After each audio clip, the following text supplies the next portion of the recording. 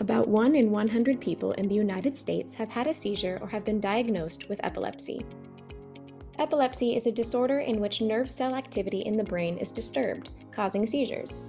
It is the fourth most common neurological condition, and according to the CDC, at least 3 million people in the US live with seizures, including over 470,000 children.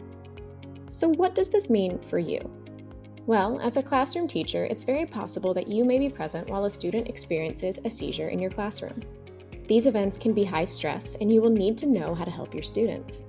The good news is that seizures are seldom extreme medical emergencies and very rarely end in death. A student who is diagnosed with epilepsy will have a seizure action plan submitted to the school nurse, which should be reviewed before the student ever comes into your classroom. That plan will specify the level of care your student needs. But what about your undiagnosed students who may experience an unprovoked seizure? There are 4 main types of seizures, and each requires different levels of involvement to ensure the student is not put at risk for further injury during the episode. Focal onset seizures only affect one area of the brain. There are 2 main types of these seizures: simple and complex. People who experience simple focal seizures are aware of themselves and of their surroundings. These are marked by unexpected and uncontrollable changes in sensation, like unusual head or eye movements, dilated pupils and changes in vision, tightened, numbed, or tingling muscles, nausea, sweating, or facial flushing, and difficulty speaking.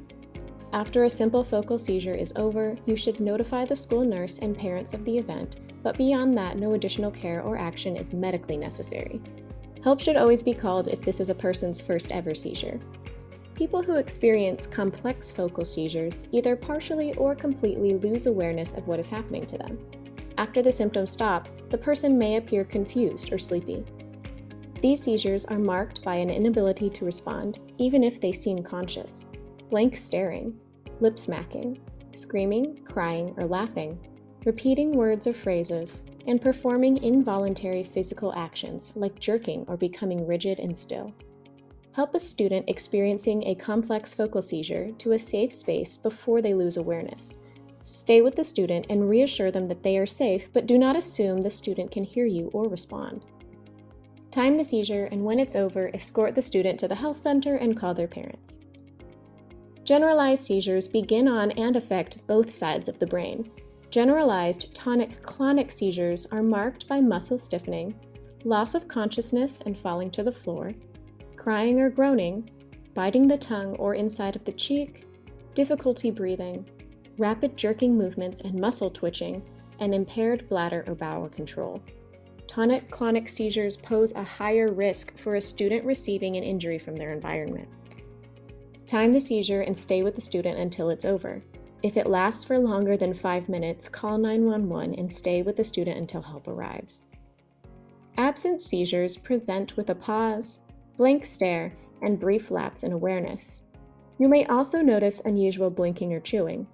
Absence seizures may happen once or twice a day, or up to 50 or even 100 times.